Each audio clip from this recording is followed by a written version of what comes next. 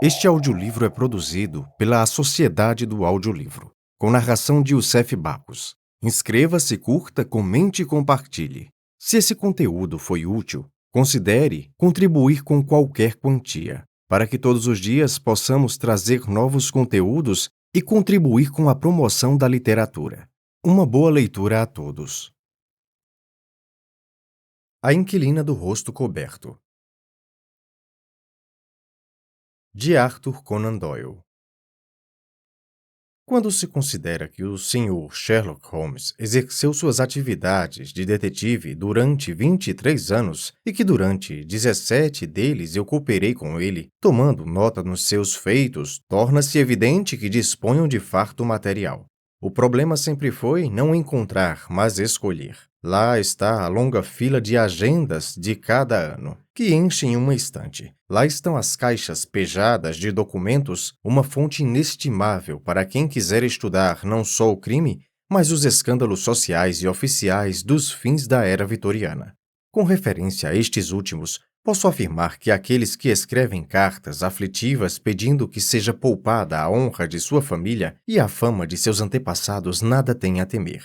A discrição e o alto sentido de honra profissional que sempre distinguiram meu amigo presidem, hoje como ontem, a seleção dessas memórias. E jamais haverá abuso de confiança. Por isso é que contam com a minha mais decidida reprovação às tentativas que inutilmente têm sido feitas no sentido de, por qualquer processo, se lançar mão desses papéis e destruí-los. Sabe-se de onde provêm tais insinuações insultuosas, e se elas se repetirem, estou autorizado pelo Sr. Holmes a dizer que será levado a público toda a história referente ao político, ao farol e ao corvo marinho ensinado.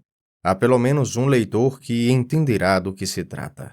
Não é razoável supor que cada um desses casos tenha dado a Holmes a oportunidade de mostrar aqueles curiosos dons de instinto e observação que me esforcei por tornar patentes nessas memórias. Algumas vezes só a poder de muito trabalho é que ele conseguiu colher o fruto. Outras, este veio lhe cair facilmente nas mãos, mas muitas vezes as mais terríveis tragédias humanas estavam contidas em casos que lhe ofereceram pouquíssimas oportunidades pessoais.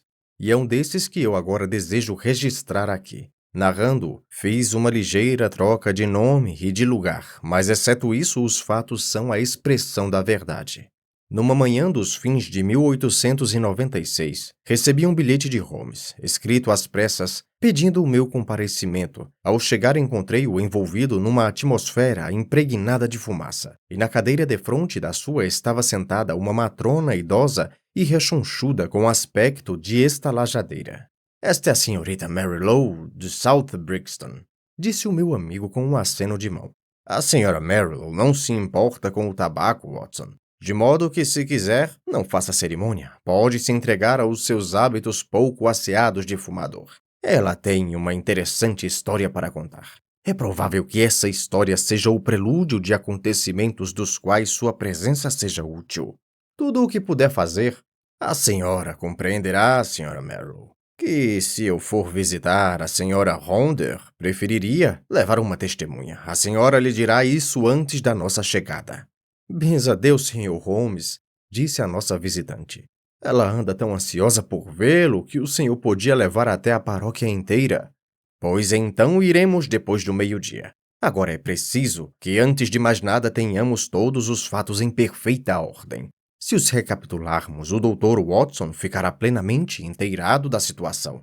A senhora me disse que a senhora Ronder é sua inquilina há 7 anos e que só lhe viu o rosto uma vez." "E antes nunca o tivesse visto!" exclamou a senhora Merrill. "Estava, segundo entendi, terrivelmente mutilado. Sr. Holmes com certeza teria dificuldade em dar àquilo o nome de rosto. É o que lhe digo. Nosso leiteiro viu-a de relance uma vez, quando ela espiava da janela de cima e deixou cair a lata, entornando todo o leite na calçada. É assim o rosto de quem lhe falei. Quando eu a vi, cheguei de repente, apanhando-a desprevenida. Ela cobriu-o depressa e disse: 'Agora, senhora Merrill, já sabe por que é que eu nunca tiro o meu véu. Sabe alguma coisa de sua história?' 'Absolutamente nada.' Quando ela chegou, não trouxe referências?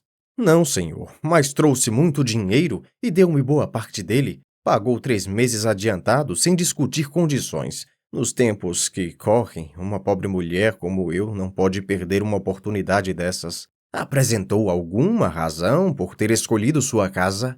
A casa fica bastante afastada da rua e quase não é visível. Ademais, só alugo um quarto e não tenho família. Calculo que ela tenha ido a outras e verificado que a minha lhe convinha mais. O que ela quer é isolamento e paga para ficar sozinha. Diz a senhora que ela nunca mostrou o rosto desde sua chegada até hoje, salvo uma única ocasião, acidentalmente. Isso é, por certo, um caso notável. E não me admiro de que a senhora deseje que o examinem. Eu não desejo, Sr. Holmes. Dou-me por satisfeita uma vez que receba o aluguel. Não seria possível arranjar um inquilino mais sossegado e que desse menos trabalho? Então, a que deve a sua atual resolução? A causa, Sr. Holmes, é a saúde de minha inquilina. Ela parece estar definhando e tem qualquer coisa de terrível no espírito. Assassinato! Grita ela, crime de morte! E uma vez ouvia dizer em voz alta: Você é um monstro, uma fera! Era de noite. A voz ressoou pela casa toda e causou-me arrepios. Então de manhã fui procurá-la. Senhora Ronder, disse eu, se tem qualquer coisa que lhe pesa na consciência, posso mandar chamar um padre ou avisar a polícia?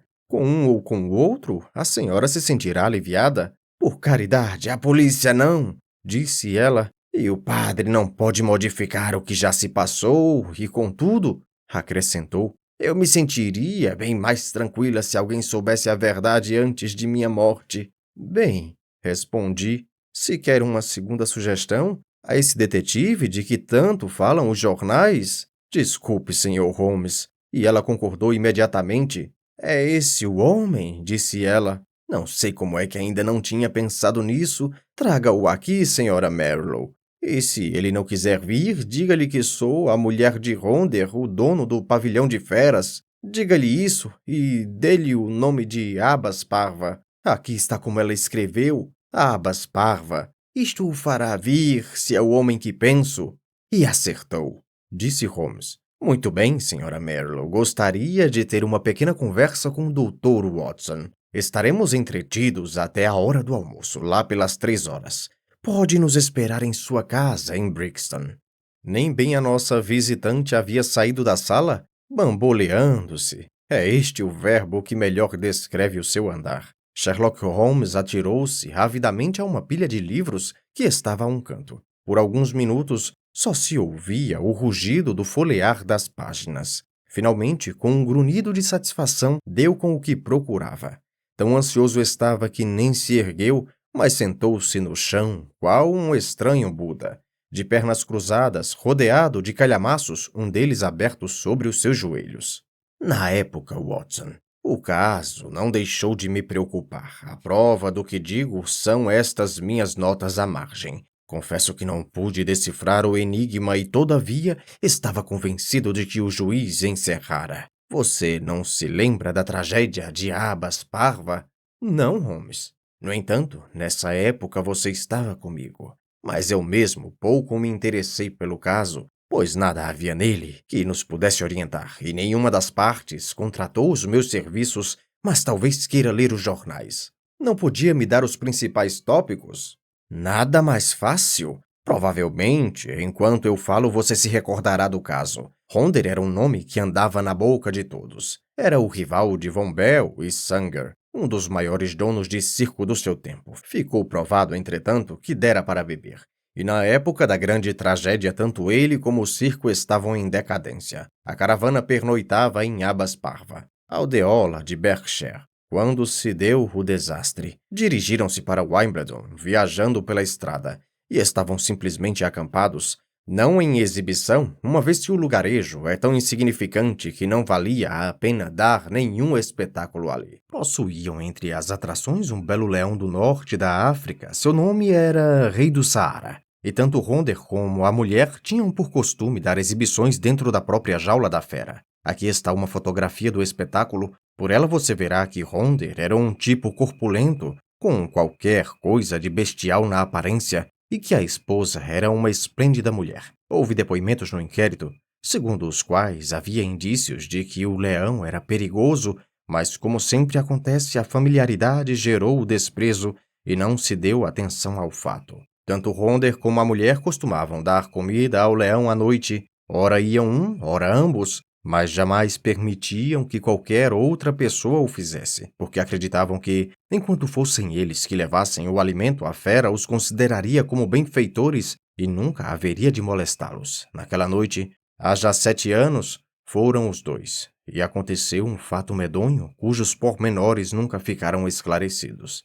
Parece que todo o acampamento foi acordado cerca da meia-noite, pelos rugidos do animal e os berros da mulher. Os diversos tratadores de animais e outros empregados saíram correndo de suas tendas, trazendo lanternas, e à claridade delas depararam-se com uma cena horrorosa. Ronder jazia por terra, com a parte posterior da cabeça esmagada e fundos sinais de garras no crânio. Isso se dera a pouco menos de 10 metros da jaula, que estava aberta. Perto da porta da jaula estava a senhora Ronder deitada de costas, com um animal agachado e rosnando em cima dela. O leão dilacerara-lhe de tal modo o rosto que ninguém pensou que pudesse escapar com vida. Vários homens do circo, chefiados por Leonardo, o campeão de peso, e Griggs, o palhaço, conseguiram afastar dali a fera e fizeram-na entrar de novo na jaula, que foi fechada imediatamente. Como o leão tinha conseguido evadir-se dali era um mistério.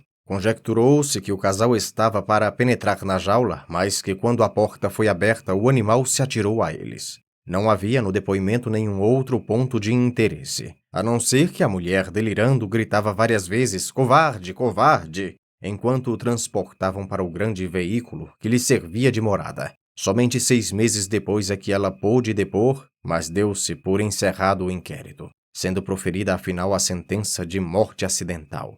Que outra alternativa podia haver? Perguntei. É o que se dizia. No entanto, havia 1 ou 2 pontos que preocupavam o jovem Edmonds, da delegacia de polícia de Berkshire. Belo rapaz aquele. Posteriormente, foi transferido para Allahabad. Foi aí que eu me enfronhei no assunto, porque ele me fez uma visita e juntos demos nossas cachimbadas, discutindo o caso. Um homem magro de cabelo amarelo? Exatamente. Tenho certeza de que agora você pega o fio. Mas o que é que o preocupava? Ora, estávamos os dois preocupados, era quase impossível reconstituir um caso como aquele. Consideremo-lo do ponto de vista do leão. O bicho vê-se livre. Que faz ele? Dá uns pulos e alcança Ronder. Este vai fugir, as marcas das garras estavam na parte posterior da cabeça. Mas o leão o derruba. Depois, em vez de saltar e fugir, volta-se para a mulher que estava perto da jaula, deita-a por terra e despedaça-lhe o rosto. Em seguida, aqueles gritos dela parecem dar a entender que o marido não lhe acudira. Que podia fazer o pobre diabo para ajudá-la? Vê a dificuldade? Perfeitamente. E havia mais uma coisa. Vem-me agora outra vez à mente enquanto recapitulo os fatos. Foi dito durante os depoimentos que, justamente no momento em que o leão rugia e a mulher berrava, um homem começou a gritar, tomado de terror. Com certeza foi o tal Ronder. Mas se o homem tinha o crânio esfacelado, não estava mais em condições de gritar. Houve pelo menos 2 testemunhas que falaram aos gritos de um homem que se misturavam com os de uma mulher. Quero crer que, numa conjectura dessas, todo o acampamento andaria aos berros. Quanto aos demais, penso que poderia propor uma solução. Gostaria de ouvi-la. Estavam os dois juntos, a uns 10 metros da jaula, quando o leão saiu. O homem voltou-se e foi derrubado. A mulher teve a ideia de penetrar na jaula e fechar a porta. Era o seu único refúgio. Encaminhou-se para a jaula e, justamente quando a alcançava, o animal saltou-lhe atrás e derrubou-a. Ela se irritou com o marido pelo fato de ele, ao voltar-se, ter incitado a raiva do animal. Se ambos o tivessem enfrentado, podiam tê-lo espavorido. Daí ela ter gritado, covarde. Brilhante, Watson. Há apenas uma falha no seu argumento. Qual é, Holmes? Se estavam ambos a 10 passos da jaula, como foi que a fera fugiu? Quem sabe eles tinham algum inimigo que soltou o animal? E por que é que este havia de atacá-los ferozmente se até costumava brincar com eles e executar, sob sua direção, números de habilidades dentro da jaula? É possível que o mesmo inimigo tenha feito alguma coisa para enfurecer o bicho. Holmes pareceu pensativo e permaneceu em silêncio durante alguns momentos. Olhe, Watson, há um ponto a favor de sua teoria. Ronder tinha muitos inimigos. Edmund disse que ele ficava horrível quando bebia. Era um homenzarrão corpulento e batia e golpeava à torto e à direito. Quer me parecer que aqueles gritos a respeito do monstro de que a nossa visitante falou eram reminiscências noturnas do querido morto. Todavia, enquanto não soubermos dos fatos, todas as nossas especulações são vãs. Em cima do aparador há uma perdiz fria, Watson, e uma garrafa de Montrachet. Renovemos nossas energias antes de lhe passarmos uma nova revista. Quando o nosso carro nos deixou junto à casa da senhora Marlowe, encontramos a gorda matrona atravancando a porta aberta de sua humilde e afastada residência. Era bem patente que a sua principal preocupação não era perder uma inquilina de valor e rogou-nos, antes de nos fazer subir, que nada disséssemos ou fizéssemos que tivesse um resultado desastroso para ela. Depois de a havermos tranquilizado, subimos a escada mal atapeada e fomos introduzidos no aposento da misteriosa inquilina. Era um lugar fechado, abafado, de pouca ventilação, já que a moradora raramente o deixava. Por sempre ter conservado feras presas em jaulas, a mulher parecia, como prêmio que lhe reservara o destino, ter se tornado ela mesma uma fera numa jaula. Estava sentada numa cadeira de braços, num canto escuro do quarto. Os longos anos de inação haviam estragado as linhas de seu corpo, mas num certo período de sua vida devia ter sido bela, e ainda era cheia e voluptuosa. Cobriam-lhe o rosto um espesso véu preto que descia até o lábio superior, deixando descoberta uma boca bem feita e um queixo delicadamente arredondado. Calculei que realmente devia ter sido uma mulher notável. Sua voz também mantinha uma modulação agradável. Meu nome não lhe é desconhecido, Sr. Holmes, disse ela. Pensei que isso seria razão suficiente para o senhor vir. É exato, senhora. Embora eu não saiba como é que pôde descobrir que seu caso me interessava. Descobriu quando me restabeleci e fui interrogada pelo Sr. Edmonds, o detetive do condado. Receio ter lhe mentido. Talvez tivesse sido mais prudente ter dito a verdade. Via de regra, é mais prudente falar a verdade. Mas por que é que lhe mentiu? Porque essa mentira dependia à sorte de outra pessoa? Sei que essa pessoa se mostrou indigna, mas nem por isso queria que sua destruição pesasse na minha consciência. Tínhamos vivido em tamanha intimidade. E esse impedimento foi removido? Foi. A pessoa a que me refiro está morta. Então por que é que não conta à polícia tudo o que sabe?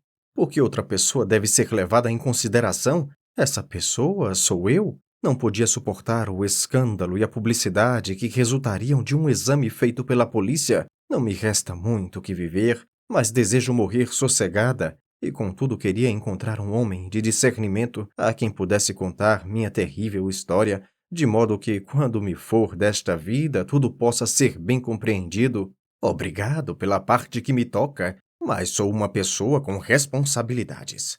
Portanto, não lhe posso prometer que, depois de a senhora ter falado, não me julgue no dever de referir o caso à polícia. Pois eu não julgo assim, Sr. Holmes. Conheço muito bem seu caráter e seus métodos. Porquanto venho acompanhando seu trabalho há alguns anos, a leitura é o único prazer que o destino me deixou, e pouca coisa do que vai pelo mundo me escapa. Mas, em todo caso, não me importo com o uso que o senhor possa fazer de minha tragédia. Narrando-a, aliviarei minha consciência. Eu e meu amigo gostaríamos de ouvir a história completa. A mulher levantou-se e tirou de uma gaveta o retrato de um homem. Via-se que era um acrobata profissional, um homem de físico magnífico, fotografado, com os grossos braços cruzados sobre o peito, cheio de um sorriso despontado debaixo do bigode farto. O sorriso complacente de um homem de muitas conquistas. Este é Leonardo, disse ela. Leonardo, a acrobata que prestou depoimento? Exatamente, é este. Este é meu marido. Era uma cara horrenda, um porco desumano, ou melhor, um javali humano, pois era incrível sua bestialidade. Podia-se imaginar aquela boca abjeta mastigando e espumando de raiva, e aqueles olhos, pequenos e perigosos, dos quais brotava maldade enquanto contemplava o mundo. Desordeiro, valentão, mau, Tudo estava escrito naquele rosto repulsivo. Estas duas fotografias, cavalheiros, vão ajudá-los a entender a história. Eu era uma pobre menina de circo criada sobre a serragem e passando por dentro do arco antes dos 10 anos. Quando me tornei mulher, este homem me amou, se é que se pode dar à sua lascívia o nome de amor. E num mau momento tornei-me sua mulher. A partir desse dia, vivi num inferno. Sendo ele o demônio que me atormentava, não havia ninguém na trupe que o ignorasse o tratamento que ele me dispensava. Ele me largava para correr atrás de outras, amarrava-me e açoitava-me com o chicote quando eu me queixava. Todos tinham pena de mim, nojo dele, mas que podiam fazer? Todos o temiam, pois era medonho a qualquer hora, e quando bêbado chegava a ser sanguinário. Repetidas vezes foi multado por assalto e por crueldade com os animais, mas tinha muito dinheiro e as multas nada significavam para ele. Todos os melhores elementos nos deixaram e a companhia começou a decair. Somente Leonardo e eu sustentávamos com o pequeno Griggs, o palhaço. Este, pobrezinho, não tinha muita graça, mas fazia o que podia para conservar as coisas nos eixos. Foi aí que Leonardo começou a influir decisivamente em minha vida. O senhor vê como ele era. Sei agora que o espírito fraco se escondia naquele esplêndido corpo, mas comparado ao meu marido parecia um anjo. Teve pena de mim e ajudou-me, até que, por fim, nossa intimidade se converteu em amor. Amor profundo, apaixonado. O amor com que eu havia sonhado, mas que não tinha esperanças de sentir jamais. Meu marido desconfiou, mas creio que era tão covarde como valentão, e que Leonardo era o homem de que ele tinha medo. Vingou-se a seu modo, torturando-me mais do que nunca. Uma noite meus gritos atraíram Leonardo à porta do nosso veículo. Naquela noite estivemos a 2 passos da tragédia, e logo eu e meu amante compreendemos que um desfecho trágico era inevitável. Meu marido não podia continuar a viver, planejamos tirar-lhe a vida. Leonardo tinha um cérebro engenhoso e inventivo. Foi ele quem planejou a coisa. Não digo isso para me eximir de responsabilidades, pois estava disposta a ir com ele até o fim, sem recuar 1 milímetro. Mas nunca teria imaginação para idealizar um plano assim. Fizemos uma clava. Leonardo a construiu, e na cabeça de chumbo desta clava ele fixou 5 longos pregos de aço, com as pontas para fora e apresentando o mesmo formato da pata do leão. Isso se destinava a dar a meu marido o golpe mortal, deixando ao mesmo tempo a prova de que o causador de sua morte fora o leão que íamos soltar. Aquela noite estava escura como breu, meu marido e eu. Era nosso costume. Fomos dar comida à fera. Levávamos carne crua num balde de zinco. Leonardo esperava no canto do enorme carro pelo qual tínhamos de passar antes de chegarmos à jaula. Atrasou-se um pouco e não teve tempo de desferir o golpe quando passamos por ele, mas seguiu-nos nas pontas dos pés e ouvi a pancada da clava esmigalhando o crânio do meu marido. Quando escutei aquele som, meu coração pulou de alegria. Dei um salto à frente e soltei o cadeado que prendia a porta da grade da jaula do leão. Foi então que aconteceu a coisa medonha. O senhor deve ter ouvido dizer que esses animais farejam depressa o sangue humano e que isso os excita. Algum estranho instinto revelou, no mesmo instante, à fera que um ser humano tinha sido trucidado. Quando abri a porta de ferro da jaula, o animal pulou para fora e num instante caiu sobre mim. Leonardo podia ter me salvo. Se ele se atirasse para a frente e batesse na fera com sua clava, tê-la-ia atemorizado. Mas o homem perdeu a calma. Ouvi-o gritar, tomado de terror, depois vi-o voltar e fugir. No mesmo instante, os dentes do leão cravaram-se no meu rosto. Seu bafo quente e pestilento já me havia envenenado, e eu mal tinha consciência da dor. Com as palmas das mãos procurei afastar de mim as enormes mandíbulas fumegantes e sangrentas e gritei por socorro. Percebi que o acampamento se movia e lembro-me indistintamente de um grupo de homens, Leonardo, Griggs e outros, que me arrastavam sob as patas do animal. Foi essa, Sr. Holmes, a última cena de que guardei recordação durante muitos meses de sofrimento. Quando voltei a mim e me olhei ao espelho, amaldiçoei aquele leão. Oh, como eu o amaldiçoei! Não por sua fúria, por ter me privado da beleza, mas por não ter me privado da vida. Só um desejo eu tinha, Sr. Holmes. Eu possuía bastante dinheiro para satisfazê-lo. Era cobrir-me de tal forma que meu pobre rosto não fosse visto por ninguém e morar num lugar onde não fosse procurada por ninguém que tivesse me conhecido era a única coisa que me restava fazer e foi o que fiz. Um pobre animal ferido arrastou-se até seu covil para morrer. Eis o triste fim de Eugênia Ronder. Depois que a desditosa mulher acabou de narrar sua história, guardamos silêncio durante algum tempo. Em seguida, Holmes estendeu seu comprido braço e afagou-lhe a mão com tal prova de simpatia como eu raramente o tinha visto exibir. Pobre senhora, disse ele. Pobre senhora! Misteriosos são os caminhos do destino. Se depois desta vida não houver uma compensação, então o mundo é um gracejo cruel. Mas o que foi feito deste tal Leonardo? Nunca mais o vi nem ouvi falar nele. Talvez eu não tenha razão em me queixar amargamente dele. É provável que em seguida tenha logo amado uma dessas garotas que levávamos conosco através do país, como antes amara esta coisa que o leão deixou. Mas o amor de uma mulher não é coisa que se abandone assim com tamanha facilidade. Ele me abandonou sob as garras da fera, desamparou-me no momento de maior necessidade e, contudo, não tive coragem de mandá-lo para a forca. Quanto a mim, pouco me importei com aquilo a que fiquei reduzida. O que podia ser mais horrível do que minha vida atual? Mas fiquei entre Leonardo e seu destino. E ele morreu? Afogou-se no mês passado, quando tomava banho perto do Margate. Vi no jornal a notícia de sua morte. E que fez ele da tal clava de 5 garras, que é a parte mais singular e engenhosa de toda a sua história?